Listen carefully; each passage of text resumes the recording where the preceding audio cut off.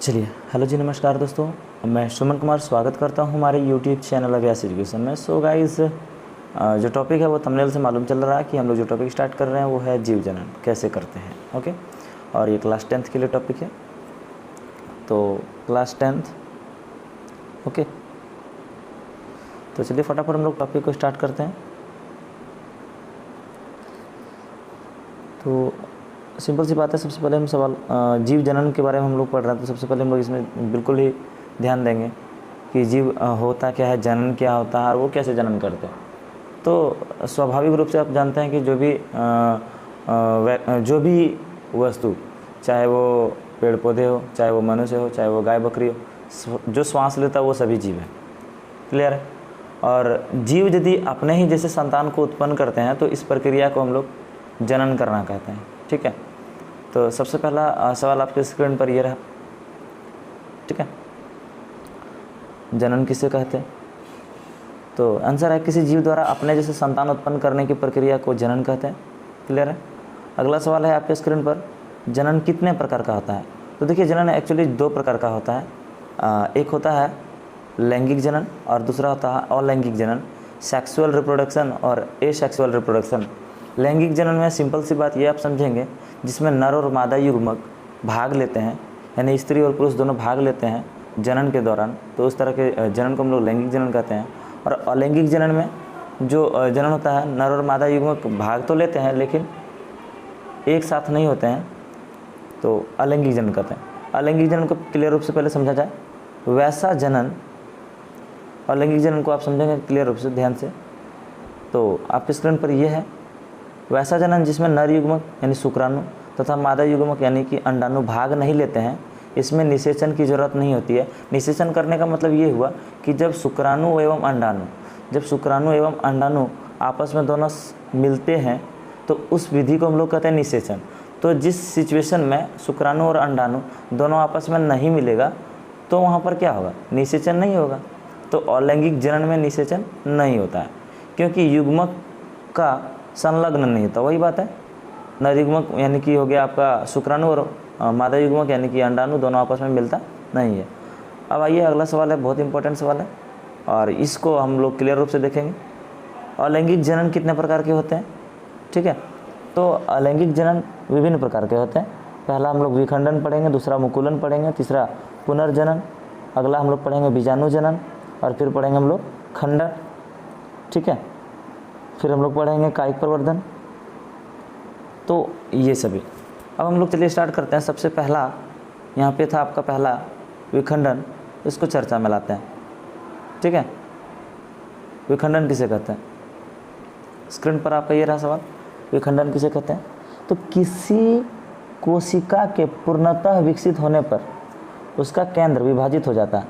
जैसे आप अमीबा में देखे होंगे, तो किसी कोशिका के पूर्णतः विकसित होने पर उसका केंद्र विभाजित हो जाता है। विभाजित केंद्र दोनों अर्ध भाग कोशिका द्रव के आधे आधे भाग को लेकर अलग हो जाते हैं।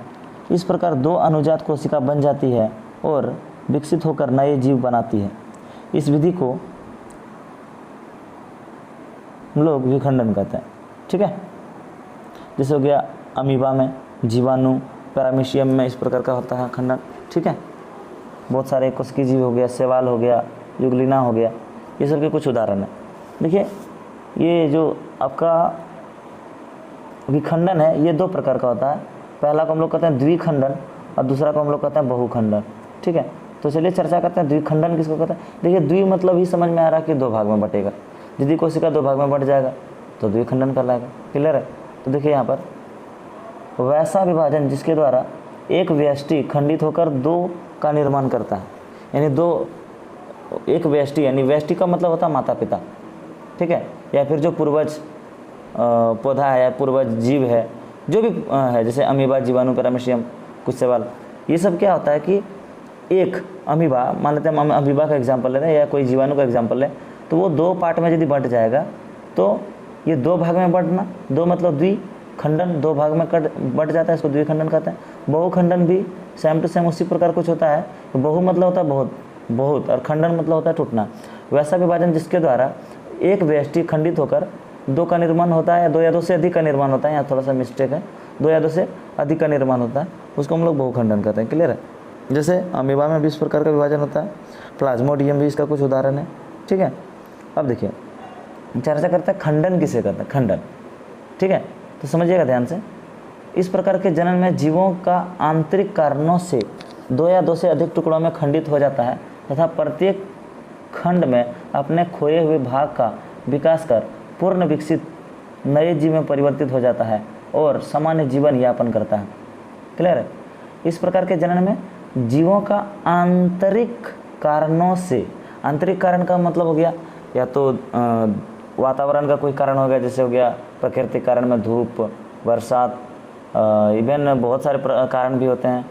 ठीक है, जिसके कारण क्या हुआ, कोई भी जीव जो है दो या दो से अधिक टुकड़ों में खंडित हो जाता है और प्रत्येक टुकड़ा अपना खोया हुआ भाग से खुद वो पूरा कोशिका को विकसित कर लेता, पूरा जीव को विकसित कर लेता, नया जीव विकसित हो जाता है। तो इस प्रकार के प्रोसेस को हम लोग कहते हैं खंडन। ठीक है, जैसे स्पाइरोगाइरा एवं हाइड्रा में आप उदाहरण देखेंगे, आपको हम आगे ले चलकर दिखाएंगे कि स्पाइरोगाइरा और हाइड्रा में किस प्रकार जो है खंडन की क्रिया होती है। आइए, द्विखंडन और बहुखंडन में अंतर हमारे पास पूछा गया, तो हम लोग सबसे पहले द्विखंडन की कुछ बातों को चर्चा करते हैं, फिर बहुखंडन में कुछ चर्चा करेंगे। चलिए, तो यहाँ पर है द्विखंडन, ठीक है, और इसके ठीक नीचे में है बहुखंडन। तो आप द्विखंडन में देखेंगे, पहला ऊपर में द्विखंडन है, नीचे में बहुखंडन के बारे में दिया। इस विधि में एक कोशिका दो अनुजात कोशिका में समान रूप से विभाजित होती है द्विखंडन में। और बहुखंडन में क्या होता है, मैंने आपको पढ़ाया था, इसमें कोशिका बहुत सी कोशिकाओं में समान रूप से विभाजित होता है। तो द्विखंडन में दो कोशिका में विभाजित होता है और बहुखंडन में बहुत सारे कोशिका में विभाजित होता है। ये सामान्य परिस्थितियों में होता है और ये विषम परिस्थितियों में होता है। ये सामान्य परिस्थिति में आराम से, मतलब सामान्य परिस्थिति कहने का मतलब ये हुआ कि आराम से, नॉर्मल, आराम से जो भी परिस्थिति हम लोग के साथ होता है वो। और ये जो बहुखंडन होता है ये किसी विषम परिस्थिति में होता है। ये एक ही तल में होता है और ये अनेक तल में होता है बहुखंडन। क्लियर है। तल कहने का मतलब हुआ कि एक बार में नहीं हुआ तो दो बार, तीन बार, एक पीढ़ी में नहीं हुआ तो दो पीढ़ी, तीन पीढ़ी, इस तरह करके उसमें होता है बहुखंडन में। क्लियर है। अगला क्वेश्चन है मुकुल किसे कहते हैं, और इसी से हम बाद में आपको पढ़ाएंगे मुकुलन के बारे में। तो सबसे पहले समझते हैं मुकुल किसे कहते हैं। क्लियर है। यह यहाँ पे देखिए, ये थोड़ा सा मिस्टेक है, आप अपना अच्छा से समझिएगा। यह एक प्रकार का अलैंगिक जनन है जो जनक के शरीर से धरातल से, जनक का शरीर के धरातल से कलिका या प्रवर्ध निकलने के फलस्वरूप संपन्न होता है। तो जैसे आप देखे होंगे हाइड्रा वगैरह में या फिर युगलिना में बहुत सारा इस तरह का जीव होता है। आप देखे होंगे कि आप अपने एनसीईआरटी बुक में देखिएगा, हाइड्रा का जो भी फिगर होगा कुछ इस प्रकार फिगर होगा। ठीक है। और इसमें क्या होता है, छोटा सा एक प्रवर्ध निकलता है, मुकुल इस टाइप का। जनरली आप किसी भी पेड़ पौधा का हम छोटा सा एग्जांपल लें, जब आप कोई भी पेड़ पौधा में टहनी निकलता है तो आप देखे होंगे इसी प्रकार का एक छोटा सा संरचना पहले निकलता है, फिर ये क्या होता है, धीरे धीरे बड़ा होता है और बड़ा होता है। जब ये विकसित होने लगता है तो ये जो पार्ट्स है यहाँ पे टूट जाता है और टूट के एक नया पौधा के रूप में यहाँ बन जाता है। फिर ये धीरे धीरे क्या होता है, ये भी विकसित होने लगता है। ठीक है। इस प्रकार मुकुलन से नया जीव बनता है। ठीक है। अथवा इसी को हम अपने और एक दूसरे लैंग्वेज में बता सकते हैं, इस प्रक्रम में जीव के शरीर पर एक उभार उत्पन्न होता है। उभार मतलब वही जैसे इस तरह कोई भी उभार निकला, फिर यही उभार क्या होता है, धीरे धीरे विकसित हो जाता है ना, जिसे मुकुल कहते हैं। यह मुकुल पहले नन्हे फिर पूर्ण जीव में विकसित हो जाता है तथा जनक से अलग हो जाता है। जैसे हाइड्रा, ईस्ट, इसका कुछ उदाहरण है। ठीक है। यहाँ पर आप देखेंगे तो सबसे पहले ये हाइड्रा है। हाइड्रा में आप देखेंगे, ध्यान से गौर करेंगे तो यहाँ छोटा सा एक मुकुल आपको दिख रहा होगा। ये मुकुल थोड़ा सा जब विकसित हो जाता है तो बड़ा हो जाता है, और बड़ा होने के बाद जब बहुत बड़ा हो जाता है तो यही जो मुकुल है वो क्या होता है, इस जनक पेड़ से, यानी माता पिता जो भी पेड़ है, पौधा है या फिर जो भी जीव है, हाइड्रा है, तो इस हाइड्रा से वो क्या होता है, वो अलग हो जाता है और एक नया हाइड्रा का वो क्या कर लेता है, निर्माण कर लेता है। ठीक है।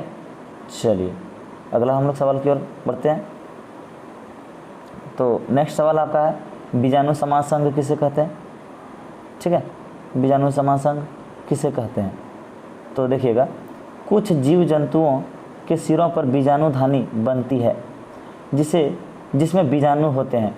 बीजाणु गोल संरचना, बीजाणु का जो संरचना होती है वो गोल होती है, जो एक मोटी भित्ति से रक्षित होती है अनुकूल परिस्थिति में या अनुकूल परिस्थिति मिलने पर बीजाणु वृद्धि करने लगते हैं, जिसे जनन कहते हैं या बीजाणु जनन कहते हैं। ठीक है, जिसे बीजाणु जनन कहते हैं।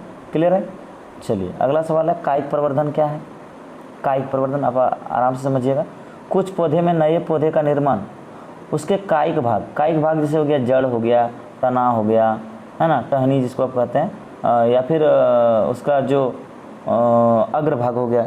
तो ये सब जगह से क्या होता है कि नए पौधे निर्माण होने की कुछ प्रोसेस होती है। तो कायिक प्रवर्धन वही है, कुछ पौधे में नए पौधे का निर्माण उसके कायिक भाग जैसे जड़, तना, पत्ती आदि से होता है, इसे कायिक प्रवर्धन कहते हैं।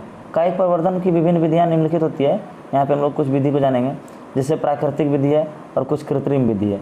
ठीक है, यहाँ कृत्रिम विधि, यहाँ प्राकृतिक। तो प्राकृतिक विधि में जड़ द्वारा शकरकंद जो फसल होता है या जो भी आप कहें पौधा होता है शकरकंद का, वो जड़ द्वारा उत्पन्न होता है। तना द्वारा कौन कौन सा, तो आलू, अदरक, ये सब जो है वो तना के माध्यम से होता है। पत्ती द्वारा ब्रायोफिल्म की पत्ती की कोर पर कलिकाएँ होती है। आप देखे होंगे ब्रायोफिल्म का पत्ता जो होता है उसके पत्ता पर इस तरह करके जो है बहुत सारा कोर पर कलिकाएँ होती है, और वहीं कलिकाएँ से क्या होता है, उसी जगह से ब्रायोफिल्म के पत्ता से ही छोटा छोटा क्या होता है, नया पौधा बनने लगता है। ठीक है, कृत्रिम विधि में आप जैसे देखेंगे रोपण, आम को आप जनरल रोप के ही उसका विकास करते हैं। कर्तन विधि जैसे हो गया, कलम करना भी शायद इसी को कहते हैं, जैसे गुलाब हो गया, अमरूद हो गया, ये सब कर्तन विधि के माध्यम से होता है। ठीक है, अब हम लोग अलैंगिक, देखिए अलैंगिक जनन में हम लोग ये जो जितना भी जनन पढ़ रहे हैं, जनन का मतलब क्या हुआ, कोई भी जीव अपने जैसे ही संतान को उत्पन्न कर रहा है, उस प्रकार की विधि को, उस विधि को ही हम लोग क्या कहते हैं, जनन कहते हैं। हमने आपको जस्ट पढ़ाया था पिछला इस पेज में, यहाँ पर है ना, यहाँ पर हमने आपको जस्ट पढ़ाया था।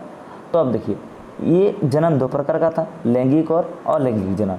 तो हमने अभी तक आपको पढ़ाया अलैंगिक जनन को।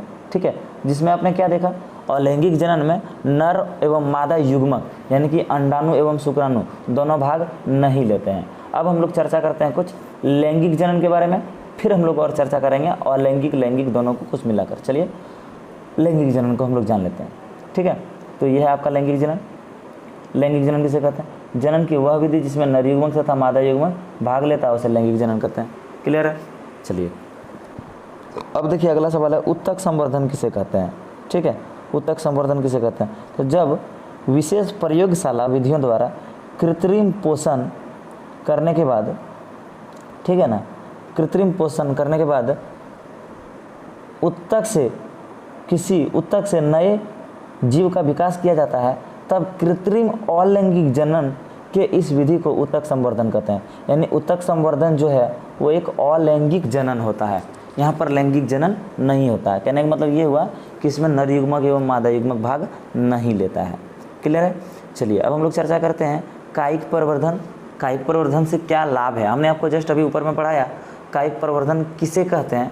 ठीक है, तो अब हम लोग समझते हैं कायिक प्रवर्धन से क्या लाभ है, क्या फ़ायदे होते हैं।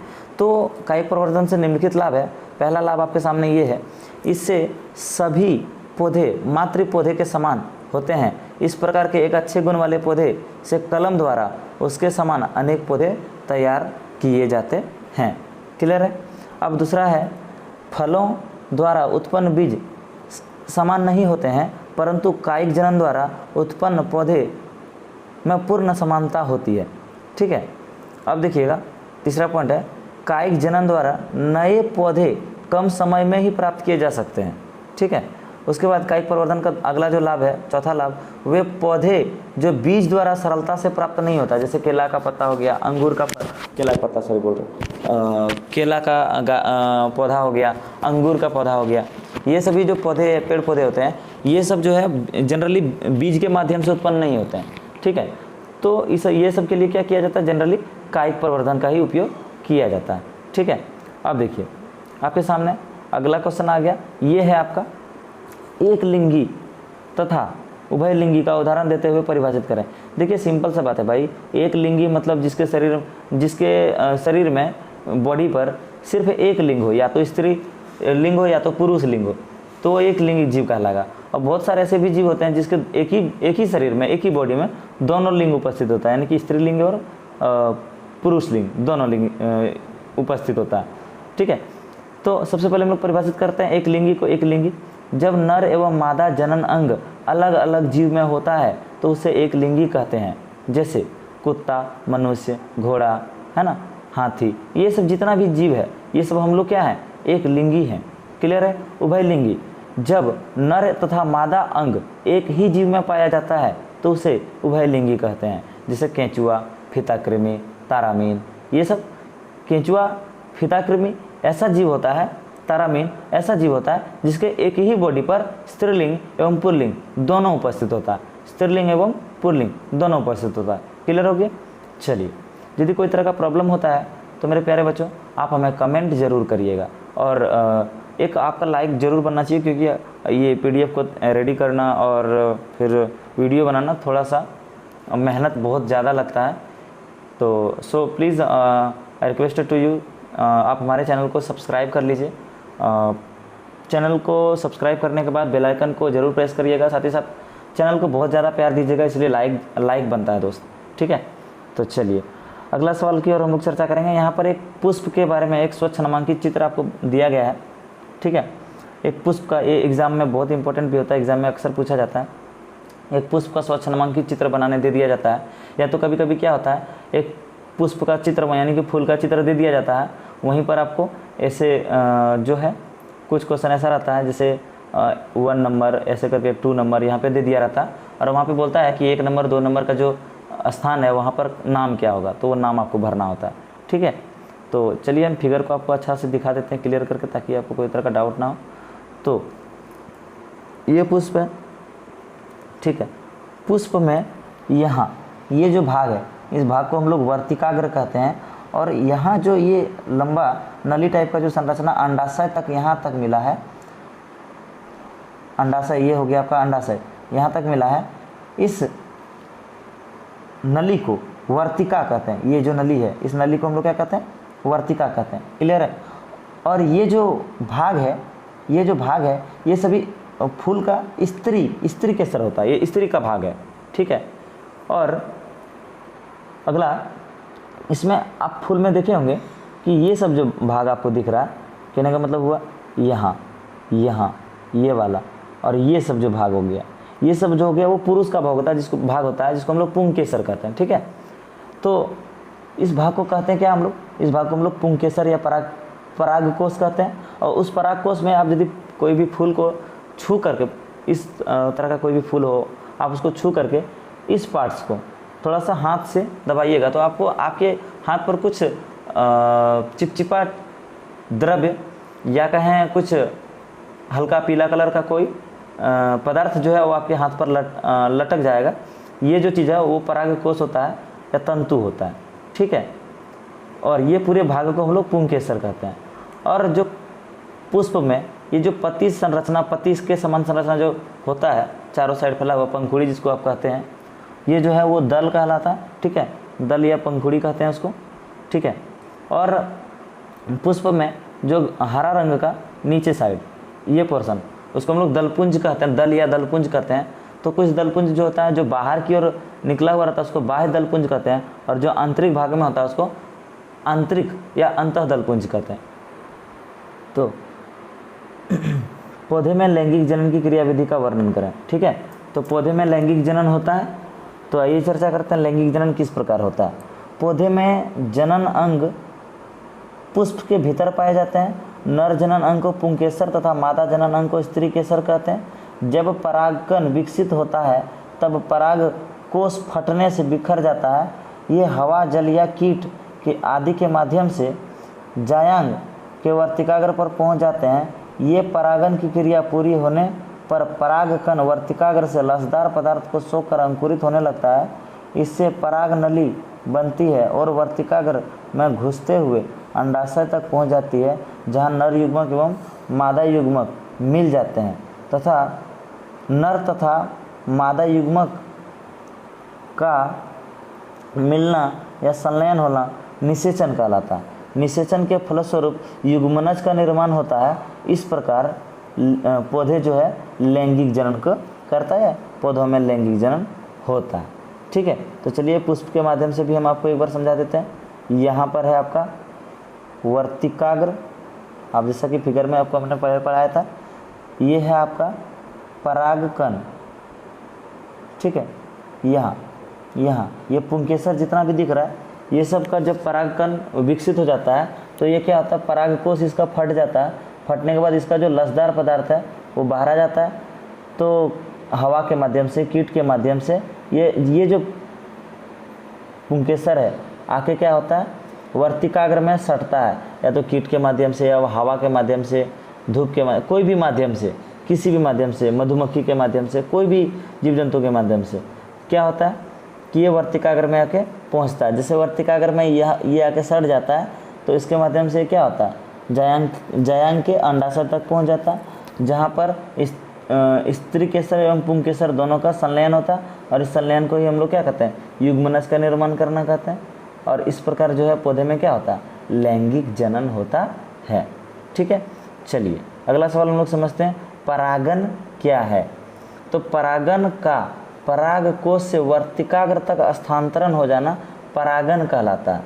तो परागकण जो होता है, यानी कि यहाँ जो पुष्प का चित्र हमने अभी जस्ट आपको बताया, यहाँ पर पुंकेसर, ये जो पुंकेसर है यानी इसमें पराग, ये जो पुंकेसर पूरा को कहते हैं। तो यहाँ पर जो भी पराग कोश है, यहाँ पर परागकण होता है ना। ये जो परागकण है, इसमें जो भी कण होगा वो वर्तिकाग्र तक यदि किसी भी माध्यम से पहुँच जाएगा तो इसी प्रक्रिया को हम लोग कहते हैं परागन। क्या कहते हैं, परागन कहते हैं, ठीक है। जनरली परागन जो होता है वो वायु के भी माध्यम से हो सकता है, जल के भी माध्यम से होता है, कीट के भी माध्यम से हो सकता है, या भी अन्य कोई भी कारण से भी हो सकता है, जैसे, ठीक है, जैसे यहाँ पे आपको दिया है। अब आप देखिए परागन जो है वो दो प्रकार का होता है, एक स्वपरागन होता है, एक पर परागन होता है। स्वपरागन हम सिंपल से लैंग्वेज में आपको बोलेंगे, वैसा परागन जिसमें स्वयं परागन हो जाए खुद ब खुद, तो उसको स्वपरागन कहेंगे। और पर परागन में यदि किसी दूसरे के माध्यम से परागन होगा तो उसको पर परागन कहेंगे। चलिए एक बार हम लोग यहाँ पे नोट्स के माध्यम से समझने का प्रयास करते हैं स्वपरागन किसे कहते हैं। तो किसी पुष्प के पराग कोश के उसी पुष्प के साथ अथवा उस पौधे के अन्य पुष्प के वर्तिकाग्र तक परागकण का स्थानांतरण होना स्वपरागन कहलाता है, ठीक है। तो आई होप समझ में आया होगा, कि नहीं तो फिर से एक बार समझते हैं। कोई भी पुष्प का पराग कोश, फूल का जो पराग कोश है आप समझ रहे होंगे, इस तरह करके जो संरचना दिखाया जाता है, ठीक है। पराग कोश उसी पुष्प के अथवा कोई उसी पौधे के अन्य पुष्प के वर्तिकाग्र तक परागकण का स्थानांतरण होना स्वपरागन कहलाता है। और इसका उल्टा किसी दूसरे पौधे के साथ या किसी दूसरे जाति के पौधे के साथ, है ना, वर्तिकाग्र तक यदि परागकण पहुंच जाएगा तो उसको परपरागन कहेंगे। क्लियर है। अब देखिए अगला सवाल है, अलैंगिक जनन की अपेक्षा लैंगिक जनन से क्या लाभ है। अलैंगिक जनन की अपेक्षा लैंगिक जनन से क्या लाभ है। इसका मतलब लैंगिक जनन से लाभ होता है ना, तो क्या लाभ है, यहाँ निम्नलिखित लाभ है हम लोग के पास। लैंगिक जनन से संतति में विविधता आती है। विविधता का मतलब है कि जितना भी लैंगिक जनन होता है जिसके कारण हम लोग का प्रत्येक पीढ़ी दर पीढ़ी में कुछ ना कुछ परिवर्तन आता है, ठीक है। जीन में नए युग्मक बनते हैं जिसके कारण अनुवांशिक विविधता का भी विकास होता है, ठीक है। नए जीव के विकास में इसकी बहुत महत्वपूर्ण भूमिका होती है। यदि लैंगिक जनन नहीं होता तो आज हम जिस रूप में दिखते हैं, आप जिस रूप में दिखते हैं आज, जो आप सभी का सुंदरता है वो सुंदरता नहीं होता। यदि लैंगिक जनन नहीं होता तो सभी व्यक्ति वैसे ही होते जैसे आदि मानव दिखते थे, ठीक है। तो अभी आपका जो सुंदरता है उसका सबसे बहुत बड़ा कारण है कि हम सभी लैंगिक जनन करते हैं, ठीक है। तो चलिए अगला सवाल है, निषेचन किसे कहते हैं। हमने आपको बहुत क्लियर रूप से बता दिया था भाई कि निषेचन जो होता है जब नर युग्मक और मादा युग्मक आपस में संयोग कर देते हैं, आपस में मिलते हैं, नर युग्मक और मादा युग्मक आपस में जब मिलते हैं तो इसी प्रक्रिया को हम लोग क्या कहते हैं, निषेचन कहते हैं, ठीक है। आइए अगला सवाल की ओर हम लोग बढ़ते हैं।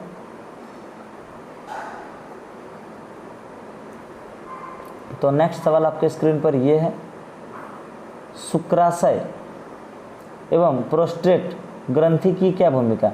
देखिए शुक्राशय की भूमिका सबसे पहले आप बहुत क्लियर रूप से समझिएगा। शुक्राशय में शुक्राशय द्रव का स्राव होता है। शुक्राशय जो है उसमें शुक्राशय द्रव का स्राव होता है। यह शुक्राणुओं का पोषण प्रदान करता है। शुक्राणु जितना भी होता है ये पुरुष का शरीर में ग्रंथि है, ठीक है, शुक्राशय, जो कि क्या करता है, शुक्र द्रव को उत्पन्न करता है और यह शुक्राणुओं को पोषण करता है। मतलब उसका जो पोषण है, भोजन वगैरह वगैरह जितना भी है, वो भी एक जीव है, उसको सभी तरह का पोषण देता है। उसकी गति के लिए माध्यम की तरह भी कार्य करती है, ठीक है। अब देखिए प्रोस्टेट ग्रंथि की क्या भूमिका है।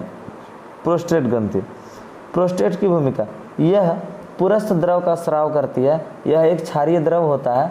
शुक्र द्रव एवं पुरस्थ द्रव दोनों मिलते हैं। इन्हीं द्रवों के साथ शुक्राणु शरीर से बाहर आते हैं, ठीक है। चलिए अगला सवाल है आपके स्क्रीन पर, ये रजोधर्म या रजोनी वृत्ति में अंतर लिखें। तो सबसे पहला बात कि रजोनी वृत्ति और रजोधर्म हम लोग क्लियर रूप से समझेंगे। रजोधर्म क्या होता है कि रजोधर्म का प्रारंभ होगा, यहाँ पे थोड़ा मिस्टेक है प्रिंटिंग में।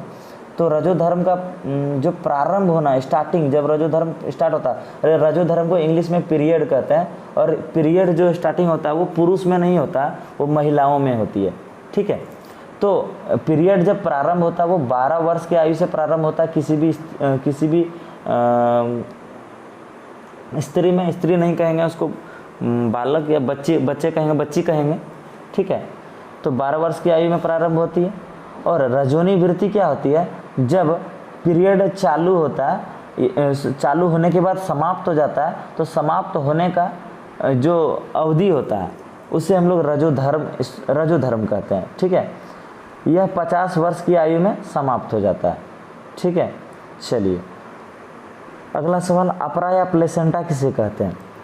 तो जब भी गर्भाशय में रोपण हो जाता है, यानी कि गर्भाशय में जब शिशु बनना प्रारंभ हो जाता है, रोपण के बाद भ्रूण और गर्भाशय के बीच एक विशेष ऊतक विकसित होता है।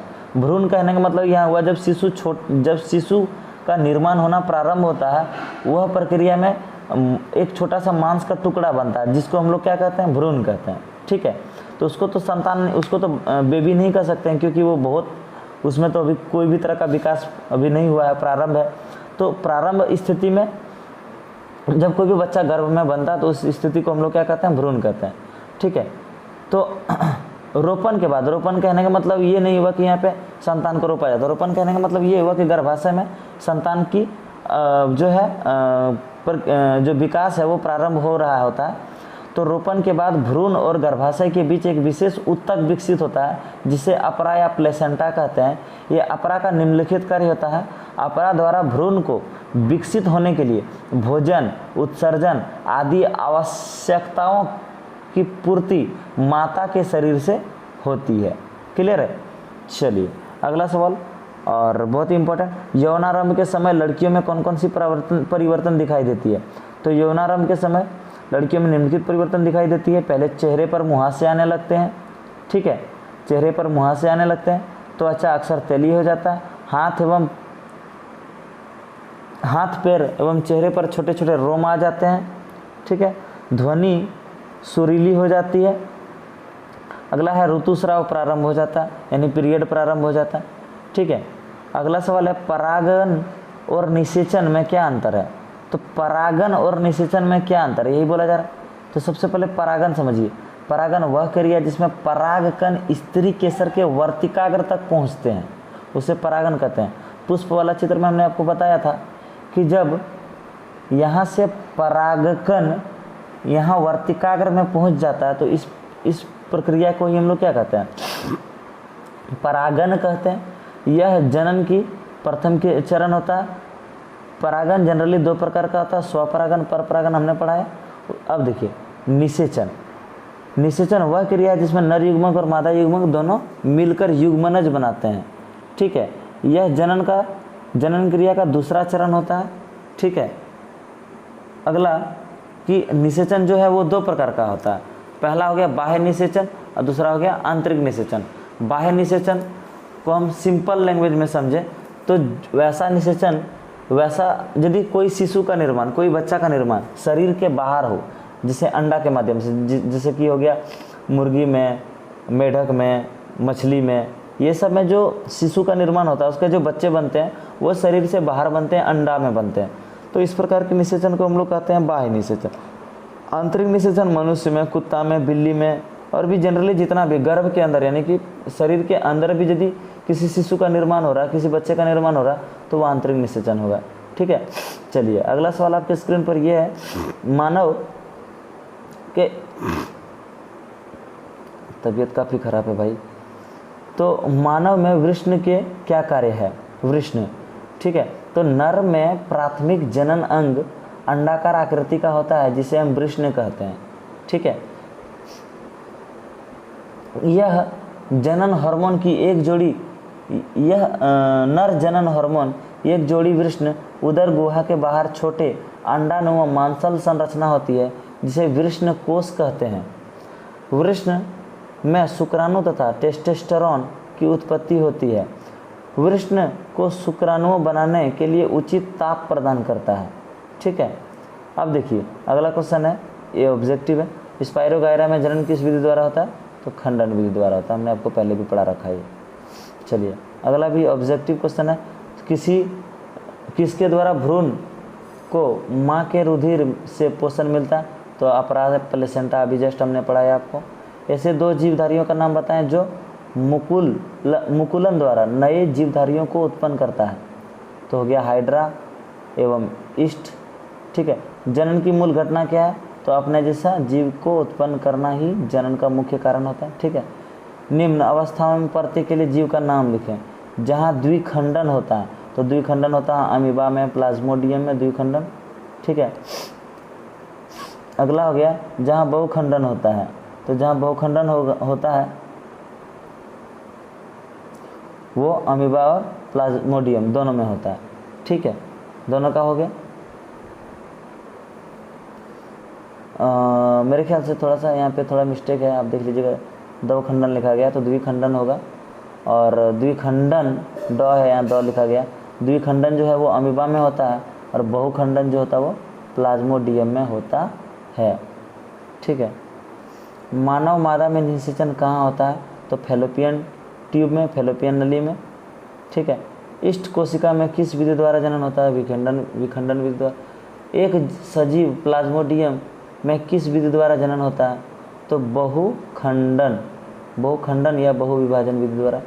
ठीक है, अगला क्वेश्चन है, किसी विशिष्ट अनुवांशिक पदार्थ के अंदर प्रोटीन का संश्लेषण की सूचनाएं कूटबंध रहती है? तो वो डीएनए में। ठीक है ना, जो भी हम लोग का अनुवांशिक पदार्थ होता है वो DNA, D ribose nucleic acid. ठीक है, माँ के शरीर में गर्भस्थ भ्रूण किस प्रकार पोषण प्राप्त करता है? तो गर्भस्थ भ्रूण जो है वो माँ के शरीर से पोषण प्राप्त करता है। भ्रूण मतलब जब शिशु बनना प्रारंभ होता है गर्भ में, उस अवस्था को हम लोग कहते हैं भ्रूण। ठीक है, और ये बहुत इंपॉर्टेंट क्वेश्चन है, माँ के शरीर से गर्भस्थ को जो है गर्भ से भ्रूण को जो पोषण प्राप्त हो जाता है, इसके लिए एक विशेष संरचना होती है जिसे अपराया प्लेसेंटा कहते हैं। यह एक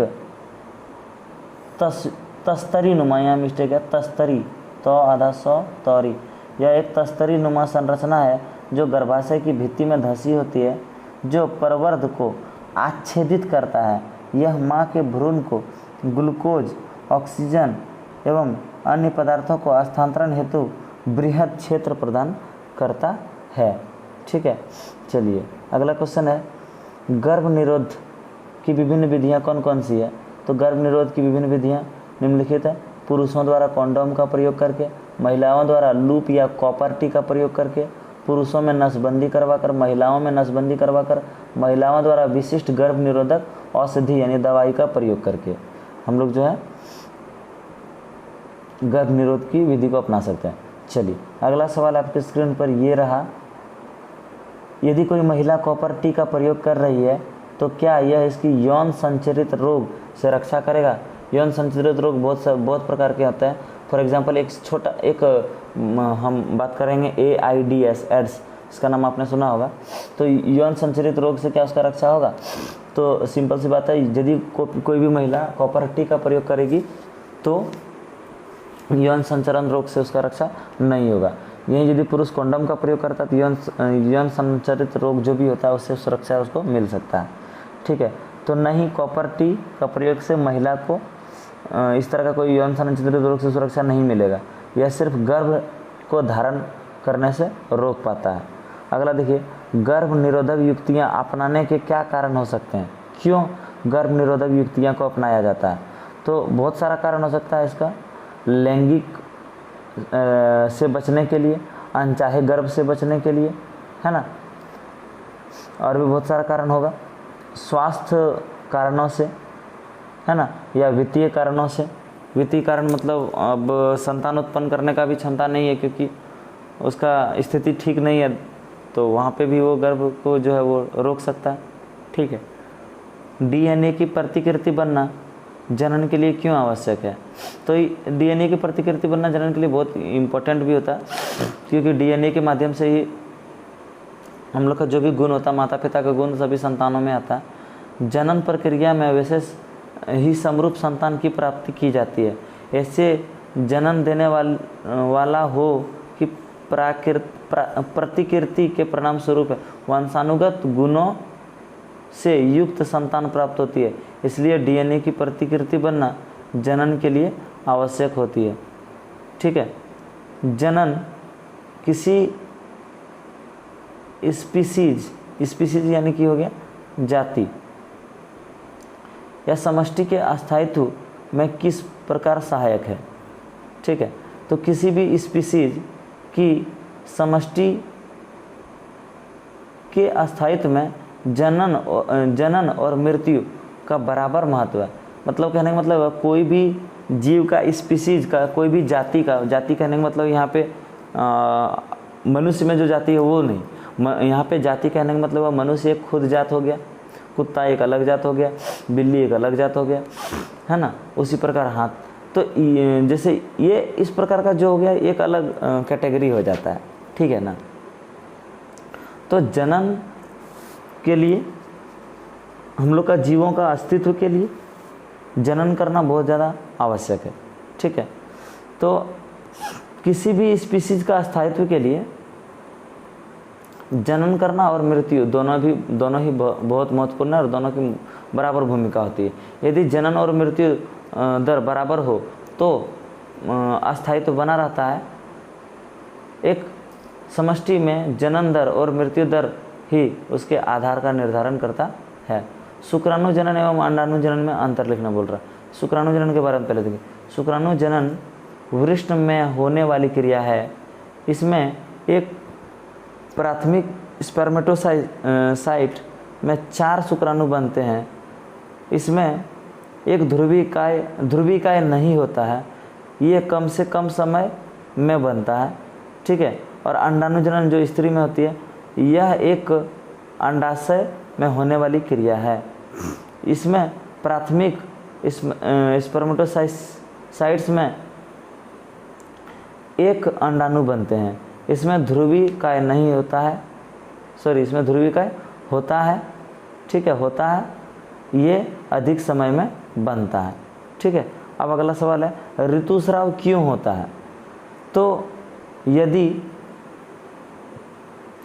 यदि नारी शरीर में निषेचन नहीं हो, निषेचन का मतलब ये हुआ अंडाणु और शुक्राणु आपस में मिले नहीं, तो कोशिका लगभग 1 दिन तक ही जीवित रहती है। अंडाशय हर महीने अंड का मोचन करता है और निषेचन अंड की प्राप्ति हेतु गर्भाशय भी हर महीने तैयार करती है। लेकिन निषेचन न होने की अवस्था में गर्भाशय के अंदर पोषित अंडे धीरे धीरे टूटकर योनि के माध्यम से ब्लड यानी रुधिर या म्यूकस है, यहाँ पर म्यूकस के रूप में बाहर निकल जाते हैं। इस चक्र में लगभग 1 महीने का समय लगता है। इसे रजोधर्म या ऋतुस्राव या मासिक चक्र भी कहते हैं और इंग्लिश में इसे पीरियड भी कहते हैं। इसका चक्र कम से कम 2 दिन और अधिक से अधिक 8 दिन तक होता है। चलिए, और आपका ये जो पूरा टॉपिक है वो जीव जनन क्यों कहते हैं कंप्लीट हो गया। द एंड हो गया। ठीक है, द एंड हो गया। और मैं आपको पूरी तरह से उम्मीद करता हूँ कि मेरा जो नोट्स मटेरियल है, चाहे वो आप कोई भी बोर्ड से एग्ज़ाम दे रहे हैं, ये पूरा एनसीईआरटी बुक से डीपली पूरा बुक और इवन जितना भी इंटरनल क्वेश्चन भी आता है, हमने आपको पूरी सिलेबस जो है इसका जीव विज्ञान का पूरा कवर करने का प्रयास किया। टोटल आपको इसमें कहीं से भी आउट ऑफ क्वेश्चन नहीं जाएगा, ये मैं आपको पूरी तरह से दावा करता हूँ। ठीक है, और अपनी तैयारी को और बेहतर बनाइए। एनसीईआरटी बुक को भी आप एक बार पढ़िए और हमारा नोट्स को साथ ही साथ याद करिए, रिमेंबर करिए, ताकि आपका जो है पूरी तरह से तैयारी बेहतर बन सके। हम हमेशा यही कामना करते हैं कि आप अच्छे रिजल्ट और बेहतर रिजल्ट लाएं। चलिए ठीक है, फिर मिलते हैं एक नए टॉपिक के साथ। तब तक के लिए हमें इजाज़त दीजिए। जय हिंद, जय भारत, वंदे मातरम।